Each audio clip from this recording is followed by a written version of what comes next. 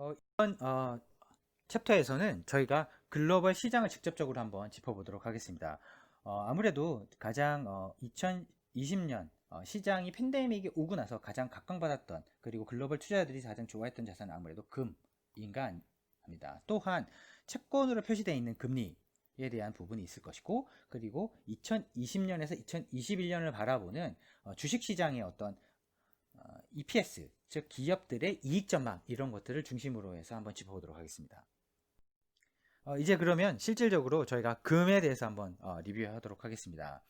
이 금 가격은 미국의 금리 수준, 즉 실질 금리 수준하고 역의 상관관계를 가집니다. 즉 금 가격이 올라갈수록 미국의 실질 금리는 떨어졌다. 즉 미국의 실질 금리와 그리고 금 가격은 반대의 역의 상관관계를 가지고 있다. 이 보시게 되면 마이너스로 표시되어 있습니다. 즉 마이너스 금리를 지금 가지고 있는 이런 구간에서 오히려 플러스 실질 금리로 지금 진행하고 있는 실질 경쟁 성장률이 나타나서 실질 금리가 플러스로 돌아서는 구간에서는 금 가격은 약세, 그리고 이후에 이렇게 마이너스 금리로 쭉 올라가고 있는 마이너스 실질 금리 상태에서는 금 가격이 상당히 높은 성과를 냈었기 때문에 현재 최근에 미국의 금리의 반등은 실질 금리가 올라가고 있는 부분은 금 가격의 하락을 의미하고 있는 부분이 있다. 하지만 최근까지 금 가격을 뭐 2,000불에서 3,000불로 전망했던 투자 은행들이 요즘은 조용히 보고서를 업데이트하지 않는 경우가 많습니다. 왜냐하면 그들의 보고서에서는 주로 금리가 어느 정도 올라온다 하더라도 금 가격이 유지될 것이다 라는 코멘트가 많았는 반면에, 최근에 실질 금리가 올라오면서 오히려 역방향으로 금 가격이 조정받는 국면으로 들어가면서 지금 보고서가 최근에 업데이트가 되는 부분이 조금 많이 줄었다고 볼 수 있습니다.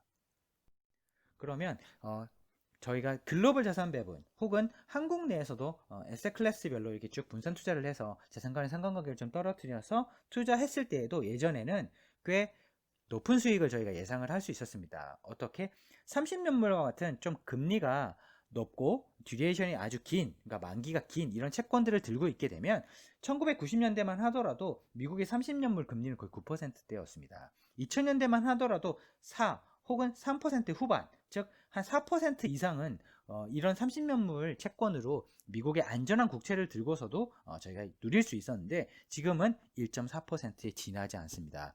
즉 30년짜리 채권을, 미국 재무부 채권을 산다 하더라도 1%대밖에 되지 않기 때문에 더 이상 금리가 낮은 수준의 이런 채권들을 편입해서는 실질적으로 시장에서 시장금리가 반등이 나왔을 때 무용지물이 되는, 오히려 만기가 길기 때문에 불확실성 때문에 장기 만기에 따른 이런 부담이 생기면서 오히려 이런 채권 가격이 최근에 조정을 받고 있습니다. 채권 시장에서.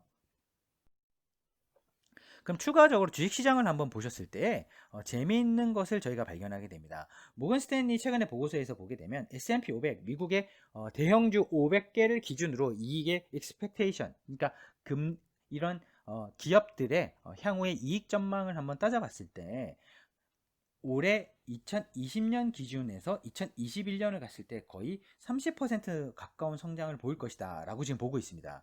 즉 시장에서 보고 있는 것들이, 보시면 이게 2020년 2라고 쓰여져 있는 것은 모건 스탠리의 추정치고요. 하늘색으로 표시되어 있는 건 시장의 컨센서스에 해당됩니다. 모건 스탠리는 보니까 시장이 138불에서 175불까지 커지고 있다고 보고 있지만, 오히려 모건 스탠리는 그보다 좀 낮은 기울기를 보고 있습니다. 즉 예상했던 것보다, 시장에서 기대하는 것보다 이익은 크게 성장하지 않을 것이다. 모건 스탠리는 오히려 시장의 평균적인 수준보다는 조금 약하게 보고 있다라고 볼 수 있습니다. 따라서 미국의 주가에 대한 전망이나 기대가 시장의 어떤 기대보다는 모건 스탠리는 조금 더 부정적이다. 좀 사람들이 생각하는 주가 수익률에 미치지 못할 것이다 라는 부분이 이런 부분에 녹아 있는 것으로 보입니다. 그리고 지역별로 봤을 때는 글로벌 시장에서 중국의 위치가 상당히 커졌습니다. 글로벌 주식시장에서 미국의 거의 시가총액의 비중은 거의 50%에 육박하고 있는데요. 이머징 마켓 넷의 중국의 비중이 거의 50%에 육박하고 있습니다. 즉 일반적으로 특정 국가나 특정 지역에서의 어떤 소위 말해서 지분율이라고 할 수 있을까요? 이런 부분들이 거의 절반 가까이 차지하게 되면 일반적으로 시장은 약간 경험적으로 봤을 때 조정받는 경향이 나타났습니다.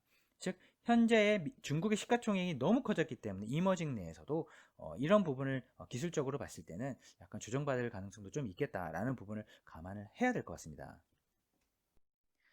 그럼 추가적으로 글로벌리 주식시장을 한번 들여다봤을 때 2018년에 미국은 독보적으로 EPS 그로스, 즉 기업의 이익 성장률이 좋았었고요. 2019년에도 상대적으로 좋았습니다. 어디에 비해서? 이머징이나 다른 선진국들에 비해서. 근데 올해 기준으로 보게 되면 오히려 이머징이 상대적으로 좀 덜 조정받는 국면입니다. 그리고 미국 같은 경우는 선진국보다는 좀 덜 조정받는 국면. 그러니까 전년 대비해서 이익이 미국이 15% 빠졌고 신흥국은 10%밖에 안 빠졌습니다. 이런 부분이 지금 주가를 개별 국가별로 쪼개서 보게 되면 차별화 현상으로 좀 눈에 띄게 드러나고 있습니다. 분명히 미국의 주식시장의 성과가 다른 시장 대비해서 분명히 올해 좋은 부분이 있었는데 오히려 신흥국의 이익의 성장을 감안해 본다고 한다면 좀 과하게 이머징 시장이 좀 조정받았다 이렇게 비춰질 수도 있는 부분이고, 오히려 내년에 가게 되면 가장 높은 성장률이 신흥국에서 나오고 있습니다. 이런 이머징 마켓의 성장이 그러면 내년에 현재 추세대로 가게 된다면 조금 가능성이 있어 보이고요. 이렇게 간다면 미국 역시도 꽤 높은 성장률이지만 마이너스 15에서 20을 더해 보게 되면 약 한 5% 가까운 기업의 이익 성장이 2020년하고 2021년을 더해 봤을 때 나타나는 부분이기 때문에 딱히 상당히 높은 성장이다라고 볼 수는 없습니다. 그리고 유럽을 비롯한 일본과 같은 선진국들은 올해 빠진 만큼 증가한다라고 놓고 봤을 때 가장 유리한 부분은 이렇게 더했을 때 약 20% 가까운 이익 성장이 나타나는, 합했을 때 이머징 마켓의 현재의 시장에서 예상하는 부분은 이런 부분으로 주가가 지금 반영되고 있는 구간으로 볼 수 있을 것 같습니다.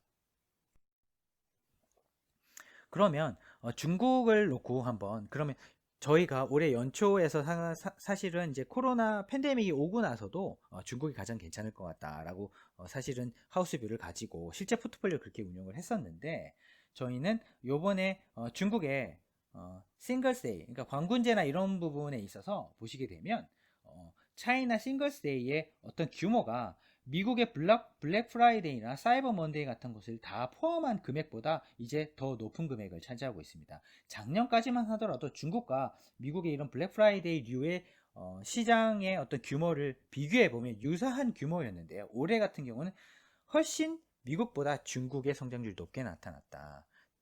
따라서 이러한 부분을 반영돼서 차이나의 퍼포먼스가 상당히 좋게 나타나는 부분이 있다. 즉, 이 정도의 규모의 크기가 약 50% 이상 높은 규모를 차지하면서 중국의 성과가 올해 좋을 수밖에 없었다라는 부분입니다.